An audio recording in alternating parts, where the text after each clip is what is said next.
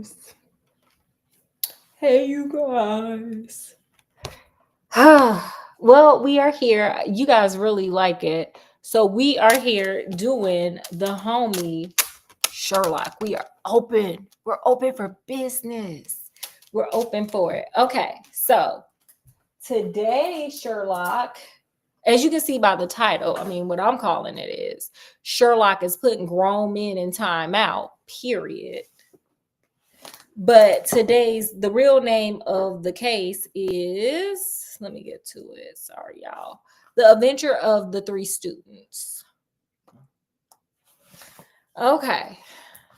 So as always, make sure y'all like, share, subscribe. I'm gonna just say that up front because I just did another live. So, and check out them other lives as well.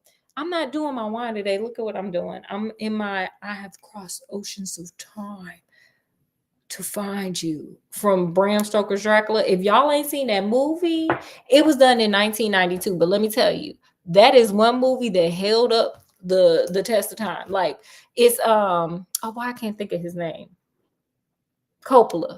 Francis Coppola. He directed it. And I mean, he did such a good job. My only complaint is always my complaint, and Scott is probably tired of hearing me say this, but Keanu Reeves does not belong in that movie. Keanu Reeves is over in, he's playing Keanu Reeves in Bram Stoker's Dracula. Okay? I have a review on it. Y'all go check it out. But Keanu Reeves is over there playing Keanu Reeves. He playing Bill and Ted's Excellent Adventure. He's playing Speed, whatever his character name was in Speed, in Bram Stoker's Dracula. That's all I got to say about that. But y'all go check that movie out. It is amazing. It is like one of my favorites. I love that movie. Winona Ryder is in there. Why I can't think of his name? Gary Oldman. Oh, I'm such a fan of him. So anyway, go check out that movie. And look, this cup. Oh, it just gives me reminders. I'm drinking hot chocolate with whipped cream today, y'all. So good. So anyway, and Scott is too. He's over there drinking some too. So, okay, let's get into the case. Are y'all ready? Here we go. So Watson is, Watson's the storyteller. He's the one who gathers the information and, writes the stories or whatever on the cases that they do. So Watson is like, we are out of town. We're at an unnamed university. I'm not gonna tell y'all where we are because it ain't none of y'all business for real. Because we gotta keep these scandals down. And Sherlock was not doing detective work. He was actually doing chemistry work there. And so he's doing his thing. He's doing some research for chemistry because Sherlock is a man of many. He's Bojangles. He does everything. So he's down to this college town. So, all of a sudden, here we go. There's a knock at the door.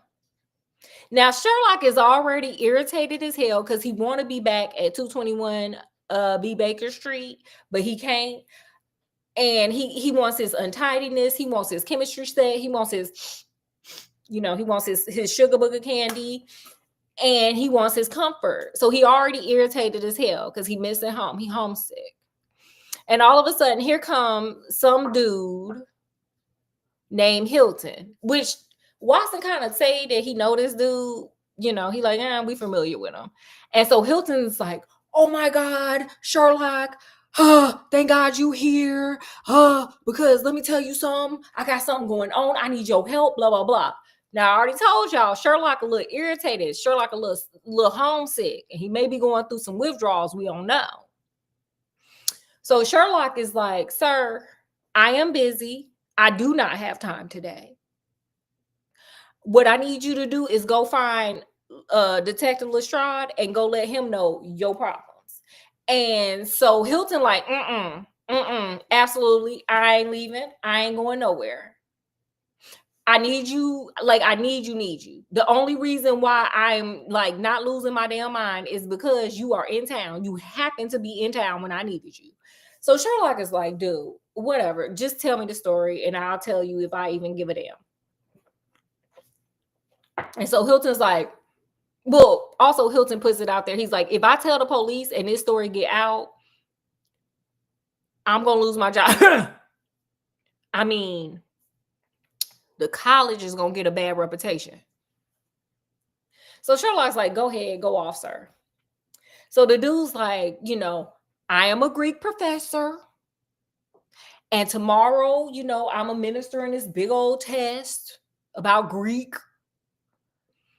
So 3 students can go up for a scholarship. Whoever gets the highest score gets this scholarship that we giving out at this school.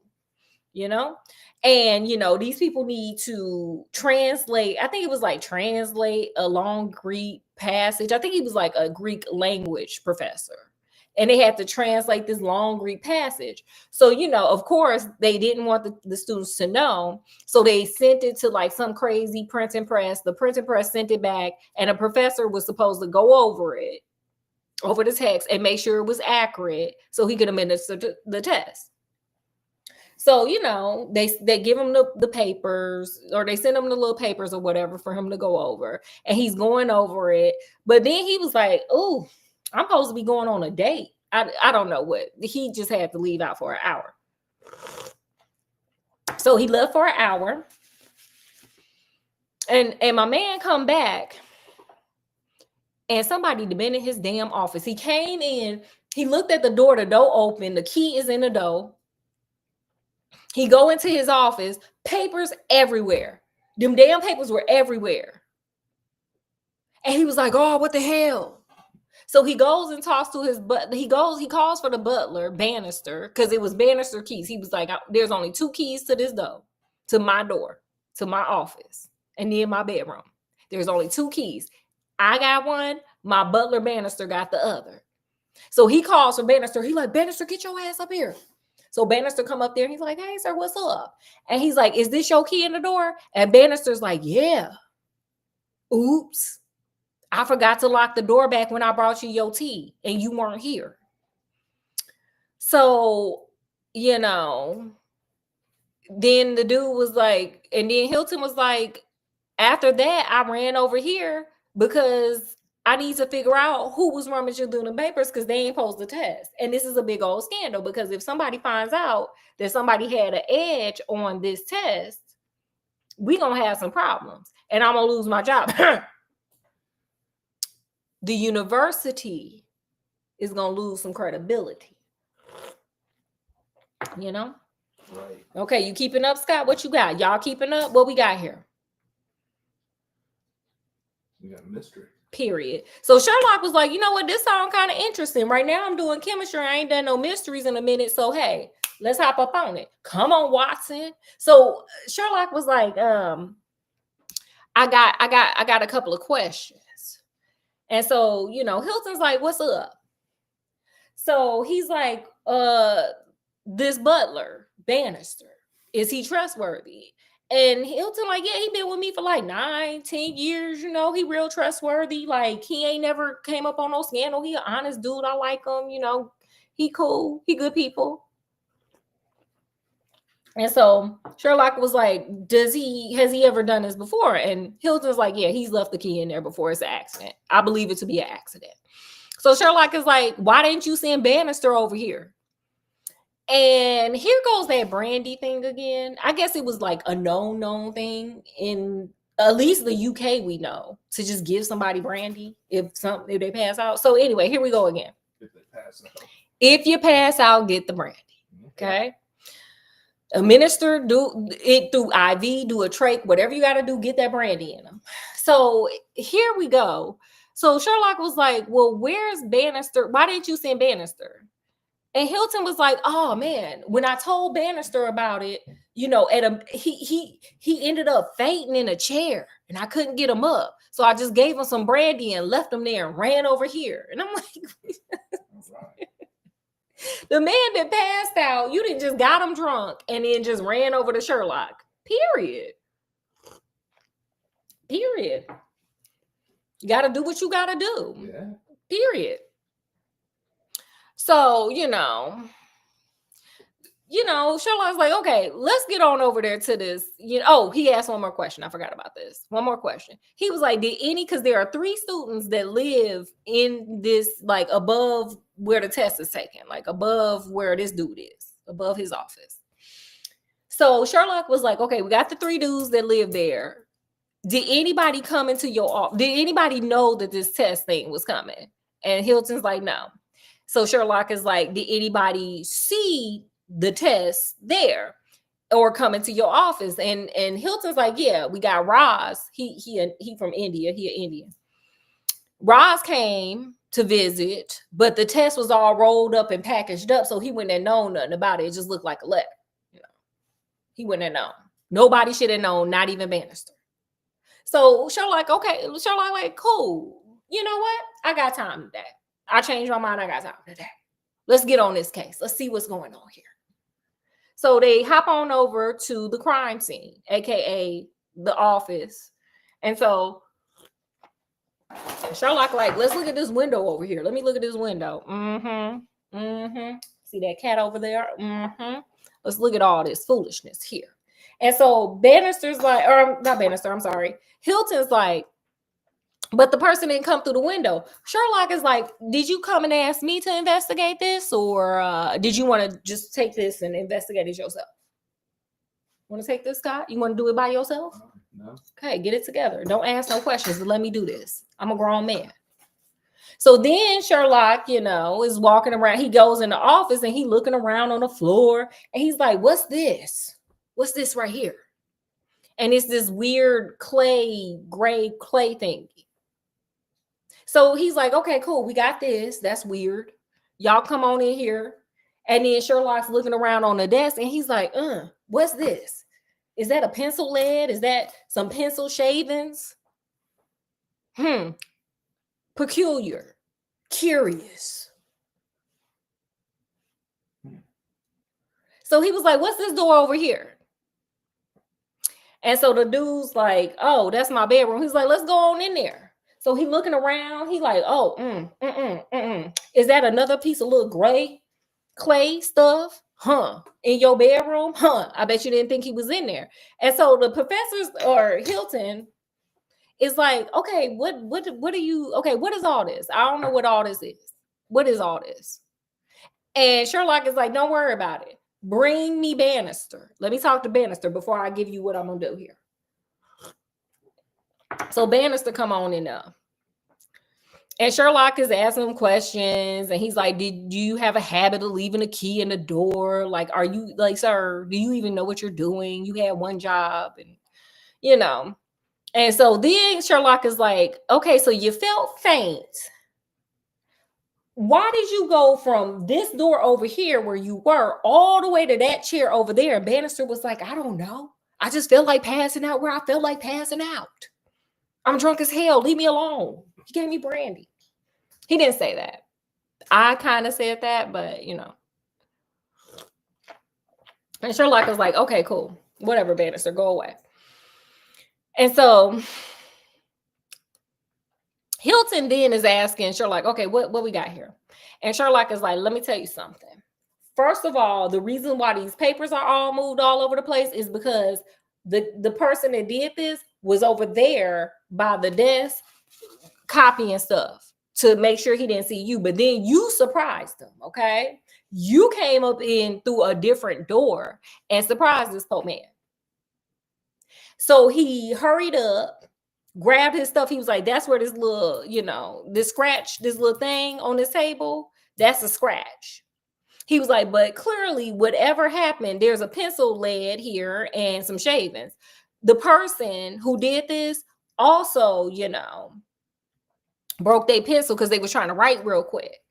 He was like, so, he was like, also, this little putty thing, this came from somewhere on this person. He walked through something, whatever. And also, they were hiding in your room behind them curtains over there.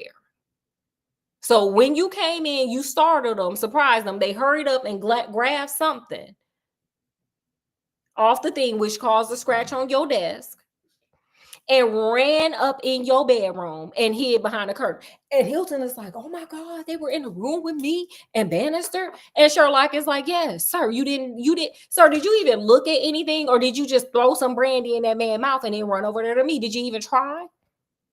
He didn't say that, but you might as well just say that. So Sherlock is like, take me to these 3 students. So, but he was like, before we go, tell me about him. So we got Gilchrist. He is a star athlete and a really good student. We got Roz. Remember we talked about him. He's the Indian guy. He's quiet and he's hardworking. Then we got this dude, McLaurin. He's smart, but he's a slacker because he likes to go on down to the gambling table and be gambling instead of studying and doing his homework. So, Sherlock is like, okay, cool. Oh, and also I forgot about McLaurin. He got an attitude too. He got a whole attitude. He do not be playing. So Sherlock goes, so he's like, take me to these people, take me over there to their room. So they go, he takes them to the room. Now, first they go to Roz. Roz is just sitting there staring at him like, sir, I am trying to study for this test tomorrow, and y'all are over here asking me dumb questions talking about, oh, can I see your pencil? Can I get a pencil? Can I get your knife to sharpen the pencil? Like, here, take this knife and get on. Then they go over to Gilchrist's room, and Gilchrist is nice and whatever. Everything fine now. Then they knock on McLaurin door. I'm like, okay. And McLaurin like, get away from my door. I ain't got time for this. I'm trying to study. I don't care who outside. I've been gambling all day. And I'm what do they call it? I'm cramming. I'm cramming. Stop knocking on my damn door. So Sherlock was like, well, he's a lively one. And so, they go back to the office and Hilton is looking at Sherlock like, okay, so who did it? And Sherlock is like, sir, I'm going home. I'm going back to my room. Okay, what I'm going to do is come here early in the morning. And then we're going to figure this thing out. And Hilton is over there having a whole panic attack. Because he's like, sir, I got to have this done. Like, the test is in the morning. And if somebody copied it, then I got to report it. And Sherlock is like, why are you even worried? Do you know who I am? You came to me, right? Because you trust me, right? Because I'm that dude, right? I got the reputation. So why are you doubting me? Why is anybody doubting this man? So, Sherlock, leaves and goes home. So he's asking Watson what he thinks, like who he thinks the person is, and Watson, of course, gets it wrong. He goes for the Indian guy, Roz. And Sherlock is just like, dude, we got to do better. This is why we can't rise as a people, because you over here just thinking, He was like, no, it's either going to be McLaurin or the other guy. Who do you think it is, Scott? The other guy. Okay. Sorry, I got notes and I'm about to go back to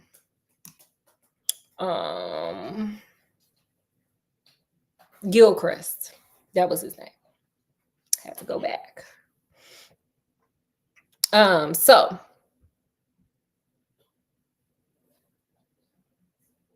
So early the next day, Sherlock and Watson get out, and us, of course, us. We all go on back. And he's like, okay, I solved the crime. Oh, one other thing.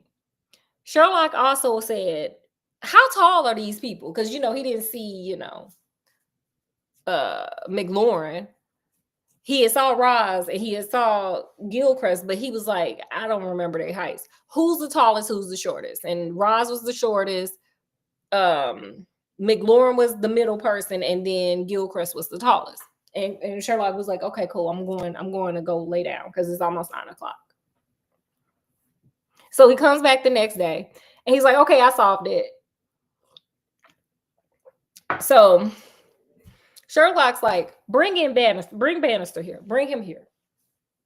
And so Bannister come in and, Sherlock is like, sir, you just gonna sit up here and lie? You just gonna sit up here and act like you don't know who did this foolishness? And Bannister's like, no, I don't even know nothing about that. Like, what you talking about? And Sherlock's like, oh, so you really gonna just sit here and lie to my face? You gonna look me straight in my eyes, right in my pupils, and just lie to my face? And Bannister's like, I don't know nothing. Meanwhile, he turning all pale and stuff. And you know what? I'm gonna just read you the part because this is the part where the homie get put in the corner. He in timeout. So kindly ring the bell. That's Sherlock. Kindly ring the bell. Bannister entered and shrank back in evident surprise and fear at our judicial appearance. I'm sorry. Before he called in Bannister, he went and arranged them seats to make it look like a whole courtroom. He was like, I'm gonna guilt this man. I'm gonna have the look, the smell, the taste, the everything of a courtroom. Because, sir, you in court. You in Judge Judy's courtroom.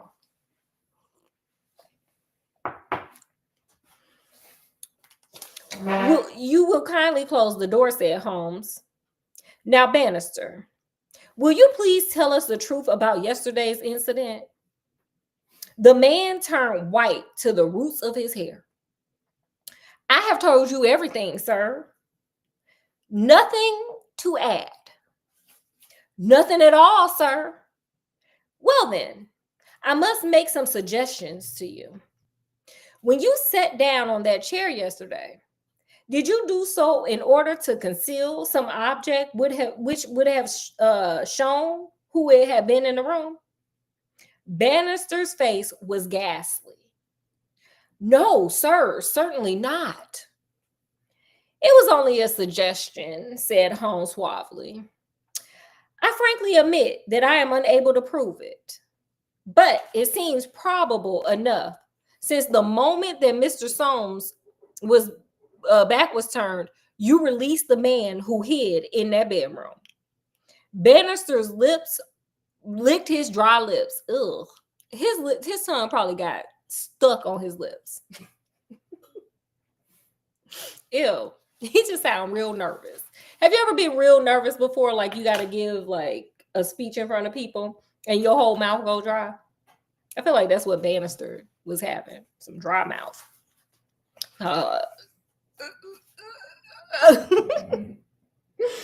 There was no man, sir. Oh, that's a pity, Bannister. Up until now, you have spoken the truth.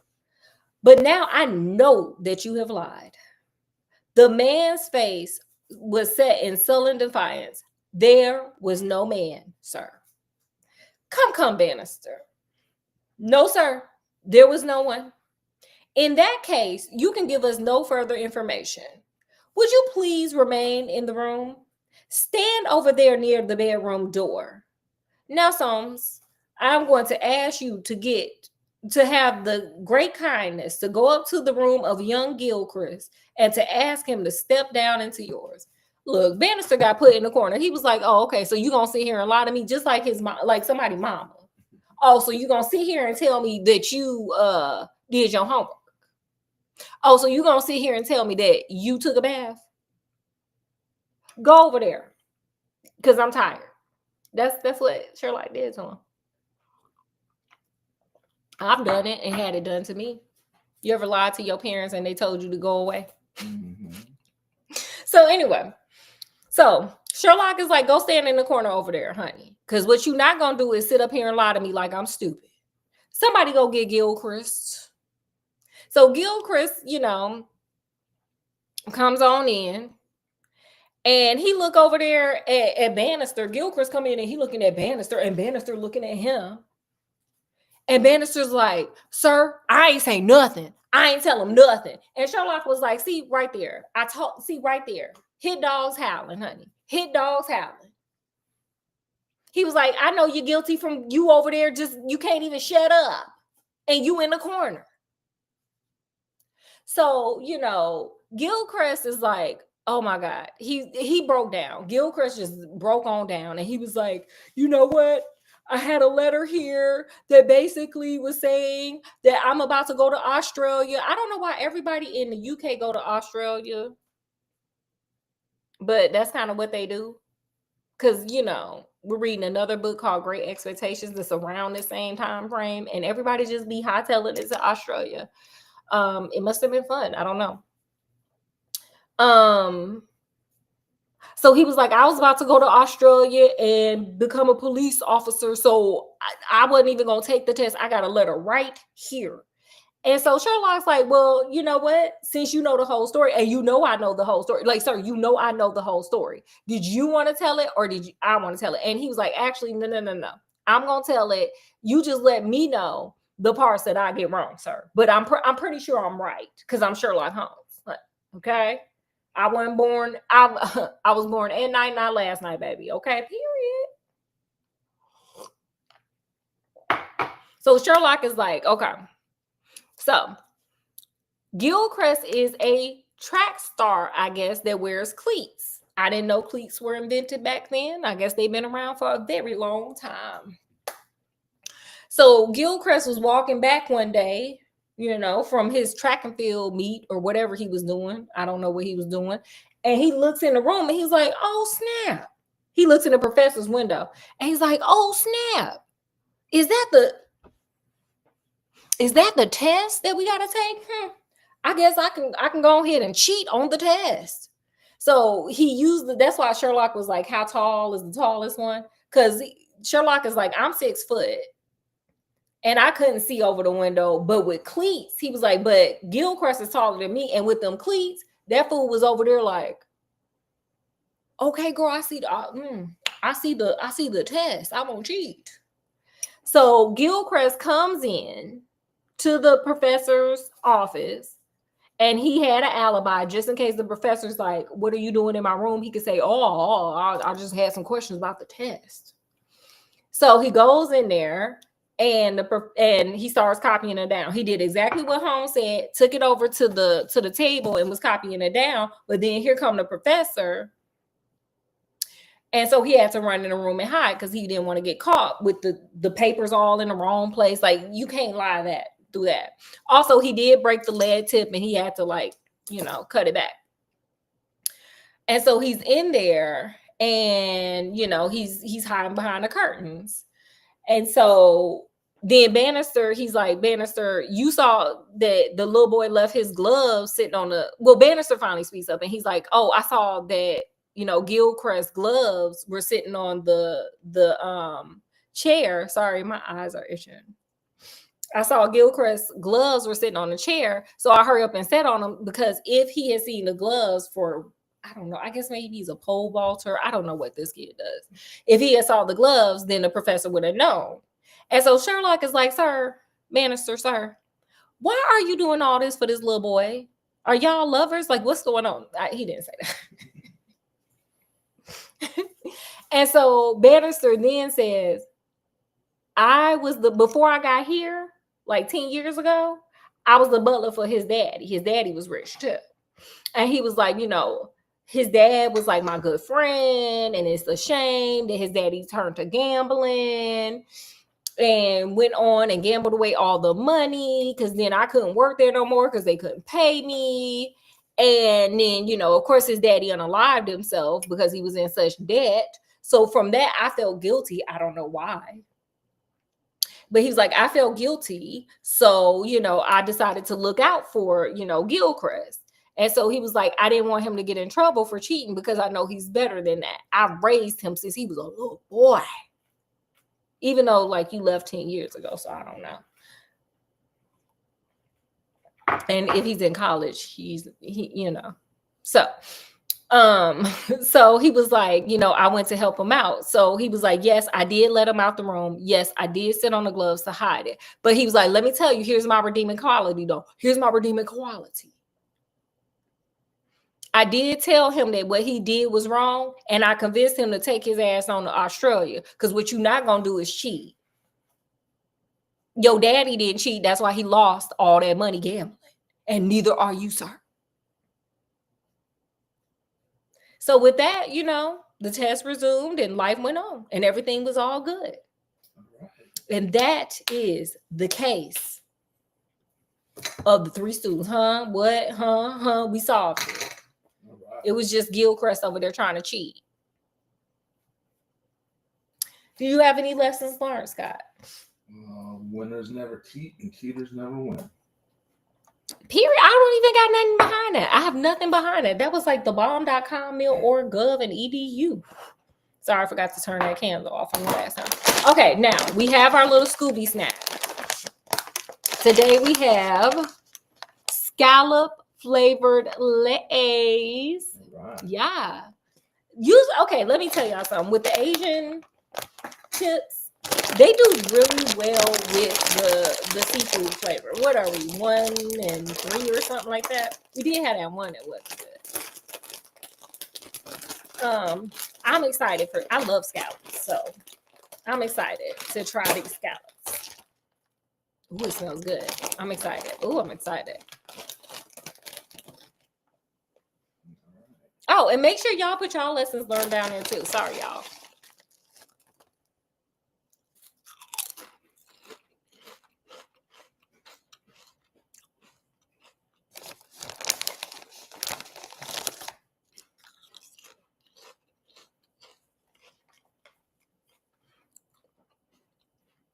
It just tastes like regular Lay's. I don't taste no scallop. No, I'm not getting scallop. I mean, It's good. They're it's good. more barbecue. Like Yeah. barbecue or something. Yeah, it's just a regular thing of Lay's. I mean, not for the price. I'm covering it up. It just tastes like regular Lay's. So if y'all just want some regular, almost barbecue flavor Lay's, do it. They're not bad. I'll finish them off tonight. So yeah. You got anything else, Scott? No. Okay, guys, that was a quick one because that just was a short story. And it was kind of straightforward. It's like your traditional detective whodunit. So anyway, with that, okay, let me make the promise that I may or may not fulfill. I'm gonna try to get my Friday, Saturday, and Sundays together. I'm gonna try, unless Scott sends me on assignment or whatever. But I will be back. I'm gonna come back. So with that, I'm gonna do my best too. So with that, from wherever we are to wherever you are, peace and the love and the happiness, and we'll see you guys later. We bid you adieu. Bye, y'all. Until next Saturday, I'm gonna speak it into existence.